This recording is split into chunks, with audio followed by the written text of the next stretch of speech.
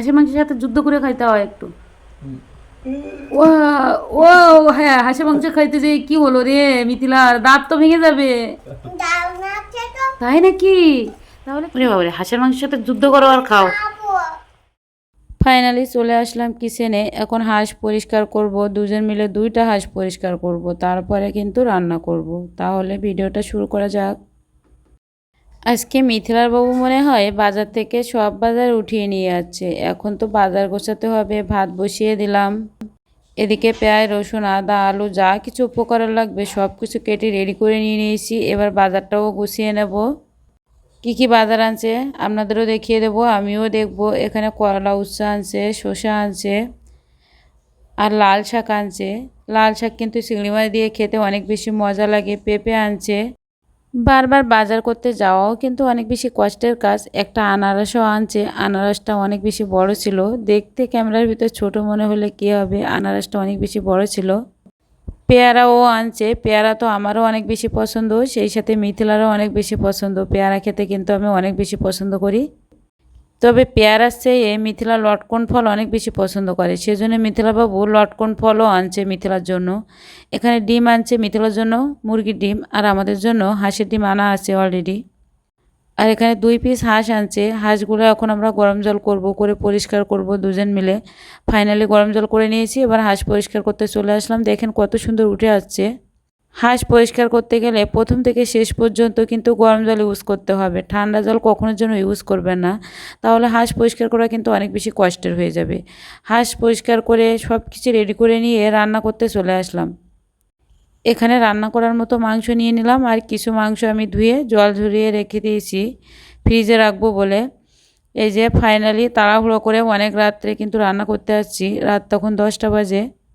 হাঁস পরিষ্কার করা যেহেতু অনেক বেশি প্যারা, 2টা হাঁস পরিষ্কার করলাম দুজন মিলে। অনেক রাতে বাজার গুছিয়ে নিলাম, সব কিছু রেডি করে নিলাম। রাত তো হবেই, যত রাত হোক না কেন, এত কষ্ট করলাম আর হাঁসের মাংস রান্না করব না, এটা কোনো কথা হলো? যে কথা সেই কাজ, মাংস রান্না করতে চলে আসলাম। এখানে কিন্তু আমি পেঁয়াজ, রসুন, আদা একসাথে ব্লেন্ডার করে নিয়ে খুব সুন্দর করে কষিয়ে নিয়েছিলাম। কিছু পেঁয়াজ রসুন আমি কুচি করে দিয়েছি, আর সব ধরনের মশলা অ্যাড করে দিয়ে দিলাম, তেজপাতা দিয়ে দিলাম। এবার মাংসটা দিয়ে খুব সুন্দর করে নাড়াচাড়া করে কষাইতে থাকবো। আলুটাও আমি একটু লেট করে দিয়ে দেবো। হাঁসের মাংসের সাথে প্রথম থেকে আলুটা কষাইলে কিন্তু আলুটা গলে যায়, তখন কিন্তু হাঁসের মাংসের টেস্টটা নষ্ট হয়ে যায়। এই যে ফাইনালি কিন্তু আমি খুব সুন্দর করে কষিয়ে নিয়েছি। এই পর্যায়ে আমি আলুটা অ্যাড করে দিয়ে দিয়েছি। এই হাঁস থেকে অনেক বেশি তেল কিন্তু বের হয়েছে। অনেক সময় হাঁসে কিন্তু তেল হয় না, বিশেষ করে শীতকালে বেশি তেল হয়।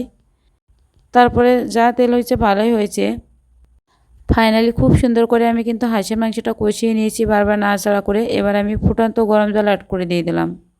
হাঁসের মাংস খুব তাড়াতাড়ি সিদ্ধ করতে হলে অবশ্যই ফুটন্ত গরম জল ইউজ করবেন, ঠান্ডা জল কখনোর জন্য ইউজ করবেন না। ফাইনালি কিন্তু আমার তরকারি রেডি।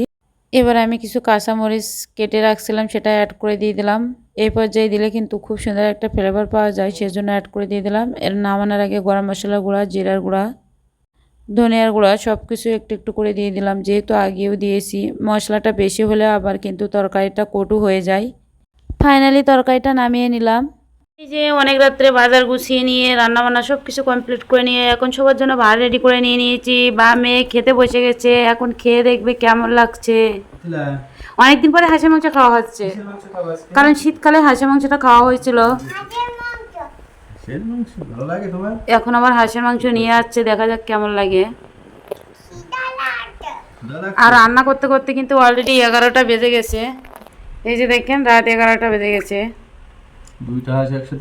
2টা হাঁস পরিষ্কার করে রান্না করতে, বাজার গুছিয়ে রান্না করা মাংস এখনো ফ্রিজে ভরিনি। আসলে মাংসটা খুব সুন্দর করে ধুয়ে জল ঝরিয়ে রাখতে দিয়েছি। এখন খেয়ে দেখো কেমন লাগছে। আর এখানে কাঁঠালের আটি ভাজা ছিল শাকের ডাঁটা দিয়ে আর শুটকি মাছ দিয়ে। যাই হোক মিথিলা বাবু এখন ওটা খাবে না, এখন মাংস দিয়ে খাবে। যাই হোক খেয়ে দেখুক। মাথা নেব নাকি? নেও, তুমি একটা মাথা নেও, মিথিলা একটা নেবে। 2টা মাথা, একটা মাথা। অনেকদিন পরে হাঁসের মাংস খাওয়া হবে, তাই না মিথিলা? কেমন লাগবে বলো তো? কি ওকে মাংস দাও, নরম নরম মাংস দাও। হাঁসের মাংস তো সব হাড়ায় বেশি। খুঁজে খুঁজে দাও, খুঁজে খুঁজে দাও লক্ষ্মী সোনাটা। সত্যি মাটি আছে তো, মাটি আছে তো, অনেকগুলো মাটি আছে।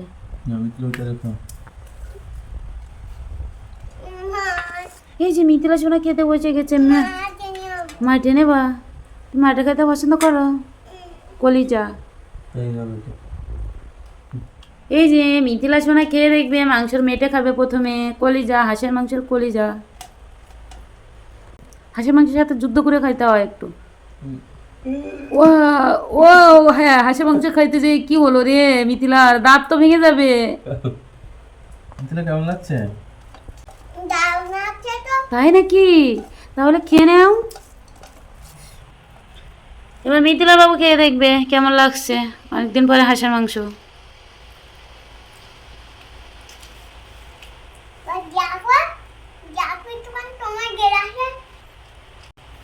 ওরে বাবারে, হাঁসের মাংসের সাথে যুদ্ধ করো আর খাও।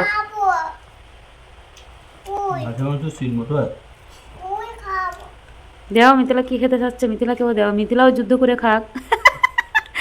বা মেয়ে হাঁসের মাংস কিভাবে খাচ্ছে তাই দেখুন একটু। কেমন লাগছে গো?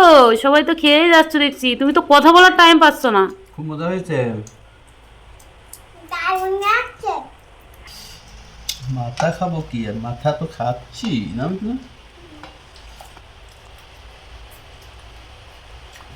কেমন লাগছে এবার বলে দাও সবাইকে। হেভি টেস্ট হয়েছে। তাহলে এখন আমরা সবাই খেয়ে নেব। আজকে ভিডিওটা এখানে শেষ করছি, ফিরে আসবো নেক্সট কোনো ভিডিও নিয়ে। ততক্ষণ পর্যন্ত সবাই ভালো থাকবেন, সুস্থ থাকবেন। নমস্কার, টাটা, বাই বাই।